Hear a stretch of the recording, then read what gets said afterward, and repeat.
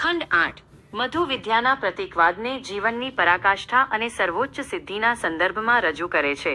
ખંડ 7 ઉદયમાં શરૂઆત અને સંકલ્પ જોયા. હવે ખંડ 8માં પૂર્ણ શક્તિ અને સ્થિરતાનું વર્ણન છે. આ ખંડ ઉપાસકને તેના જીવનના શ્રેષ્ઠતમ તબક્કામાં બ્રહ્મજ્ઞાન જાળવી રાખવા માટે પ્રેરિત કરે છે. છાંદોગ્ય ઉપનિષદ તૃતીય અધ્યાય ખંડ 8નું ગહન વિશ્લેષણ. શીર્ષક: મધ્યાહ્નનો પરાકાષ્ઠાનો પ્રકાશ, બ્રહ્મનું સર્વોચ્ચ તેજ અને જીવનની સ્થિરતાની ઉપાસના. પ્રસ્તાવના: ગતિમાંથી પૂર્ણતાની સ્થિરતા. મધુ વિદ્યાના પૂર્વેના ખંડો 1 થી 7માં સૂર્યના વિવિધ કિરણો અને ઉદયની ગતિમાં બ્રહ્મનો આનંદ જોયો. ખંડ 8માં આચાર્ય સૂર્યના મધ્યાહ્ન બરાબર બપોરે ના સમયને ઉપાસનાના કેન્દ્રમાં મૂકે છે. મધ્યાહ્ન એ દિવસનો એ સમય છે જ્યારે સૂર્ય આકાશમાં સર્વોચ્ચ બિંદુ પર હોય છે અને તેની શક્તિ સૌથી વધુ તીવ્ર અને સ્થિર હોય છે. પ્રતીકવાદ: જીવનના સંદર્ભમાં મધ્યાહ્ન એ યુવાનીની પૂર્ણતા, પરિપક્વતા, શક્તિની પરાકાષ્ઠા અને કાર્યોની સર્વોચ્ચ સિદ્ધિનો સમય છે. આ ખંડ ઉપાસકને શીખવે છે કે સફળતા અને શક્તિના શિખર પર પણ અહંકારથી મુક્ત રહીને બ્રહ્મની ઉપાસના કેવી રીતે કરવી. આ મધ્યાહ્નનું દિવ્ય સ્વરૂપ સ્થિર તેજ.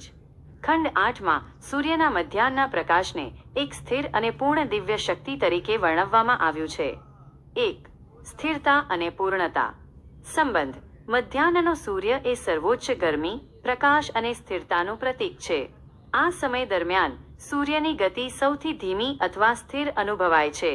વિશ્લેષણ: આ કિરણો એ બ્રહ્મની અખંડિત અને સર્વવ્યાપક શક્તિનું પ્રતીક છે. આ સમય દરમિયાન કોઈ છાયા કે વિભાજન હોતું નથી. આ દ્રષ્ટિ ઉપાસકને ભેદભાવથી મુક્ત કરે છે, કારણ કે તે જાણે છે કે સર્વત્ર એક જ પ્રકાશ વ્યાપેલો છે. 2. ઉર્ધ્વ ગતિનું સમાપન. ખંડ 7માં ઉદયની ઉર્ધ્વ ગતિ હતી. હવે મધ્યાહ્નમાં તે ગતિ સ્થિર થઈ જાય છે. પ્રતીક: ઉપાસનાના માર્ગ પર મધ્યાહ્ન એ સર્વ સાધનાઓની પરાકાષ્ઠા છે. મનુષ્ય જે કંઈ પ્રાપ્ત કરવાનું હતું તે પ્રાપ્ત કરી લીધું છે. હવે જરૂર છે તે સિદ્ધિને જાળવી રાખવાની અને સ્થિર થવાની. 2. દેવતાઓનું મહાન ભોજન. ખંડ 8માં મધ્યાહ્નના સમયે દેવતાઓ દ્વારા બ્રહ્માનંદના મધનું સર્વોચ્ચ પાન કરવાની ક્રિયા વર્ણવવામાં આવી છે. 1. દેવતાઓ અને આહુતિનું કેન્દ્ર. સંબંધ: મધ્યાહ્નના સમયે આપવામાં આવતી આહુતિઓ સીધી સૂર્યના કેન્દ્ર સુધી પહોંચે છે. વિશ્લેષણ: આ સમયગાળો યજ્ઞ અને કર્મકાંડ માટે સૌથી શ્રેષ્ઠ માનવામાં આવે છે. આનું કારણ એ છે કે સૂર્યની શક્તિ સર્વોચ્ચ હોવાથી દેવતાઓ દ્વારા મધનો સ્વીકાર પણ સર્વોચ્ચ સ્તરે થાય છે. ગૂઢાર્થ: ઉપાસક માટે આનો અર્થ છે કે જીવનના મધ્યાહ્ન પરિપક્વતામાં કરવામાં આવેલું શુદ્ધ કર્મ અને જ્ઞાનનું દાન સૌથી વધુ ફળદાયી હોય છે. 2. સમયની દિવ્યતા. મધ્યાહ્નના સમયને ઉપાસનાના સ્વરૂપ તરીકે જોવાથી ઉપાસક સમયના દરેક ભાગમાં બ્રહ્મને જુએ છે. સતત જાગૃતિ: ઉપાસક જાગૃત થાય છે કે તેના જીવનનો દરેક ક્ષણ દિવ્ય છે અને તેને સર્વોચ્ચ શક્તિ સાથે જીવવો જોઈએ. 3. ઉપાસનાનું ફળ: તેજ, વીર્ય અને અમૃતત્વ. ખંડ 8માં આ મધ્યાહ્નની ઉપાસનાનું ફળ અત્યંત શક્તિશાળી અને આકર્ષક દર્શાવવામાં આવ્યું છે. 1. વીર્ય અને જીવન શક્તિની વૃદ્ધિ. આ ઉપાસનાનું મુખ્ય ફળ વીર્યા જીવન શક્તિ અને તેજાસ દિવ્ય પ્રકાશની વૃદ્ધિ છે. જે ઉપાસક સૂર્યના મધ્યાહ્નના તેજની ઉપાસના કરે છે તે વીર્યવાન, તેજસ્વી અને શક્તિશાળી બને છે. પરિપૂર્ણતા. આ તેજ માત્ર બાહ્ય ચમક નથી પણ આંતરિક શક્તિ, સંકલ્પ અને આધ્યાત્મિક વીર્ય છે જે ઉપાસકને મુક્તિના માર્ગ પર ટકાવી રાખે છે. 2. સર્વોચ્ચ સ્થિરતાની પ્રાપ્તિ. સ્થિર જ્ઞાન. મધ્યાહ્નની ઉપાસના ઉપાસકના જ્ઞાનને સ્થિર અને અચળ બનાવે છે. સંસારની ગતિશીલતા કે પરિવર્તન તેના જ્ઞાનને હલાવી શકતા નથી. અહંકારથી મુક્તિ.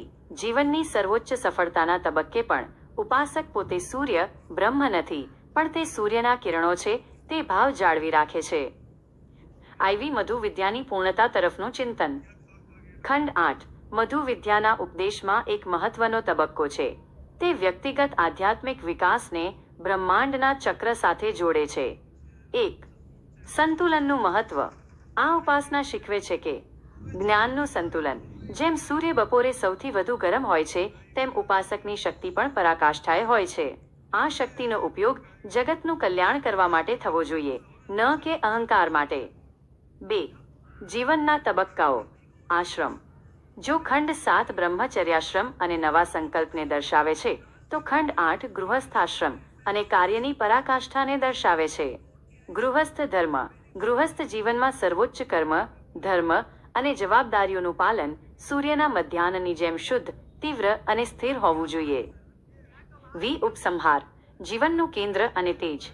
છાંદોગ્ય ઉપનિષદનો ખંડ 8 મનુષ્યના જીવન માટે એક શક્તિશાળી અને પ્રેરક સંદેશ આપે છે. 1. શક્તિનો સ્ત્રોત. મનુષ્યની સર્વોચ્ચ શક્તિ મધ્યાહન એ બ્રહ્મનું જ તેજ છે. 2. સ્થિરતા. સફળતાના શિખર પર પણ સ્થિરતા, વિનમ્રતા અને આધ્યાત્મિકતા જાળવવી અનિવાર્ય છે. 3. સર્વોચ્ચ વીર્ય. જીવન શક્તિનો ઉપયોગ આત્મજ્ઞાન પ્રાપ્ત કરવા માટે થવો જોઈએ. આમ મધુ વિદ્યાનો ખંડ 8 ઉપાસકને શક્તિ, સ્થિરતા અને અખંડિત તેજના માર્ગે અમૃતત્વ પ્રાપ્ત કરવા માટે પ્રેરિત કરે છે.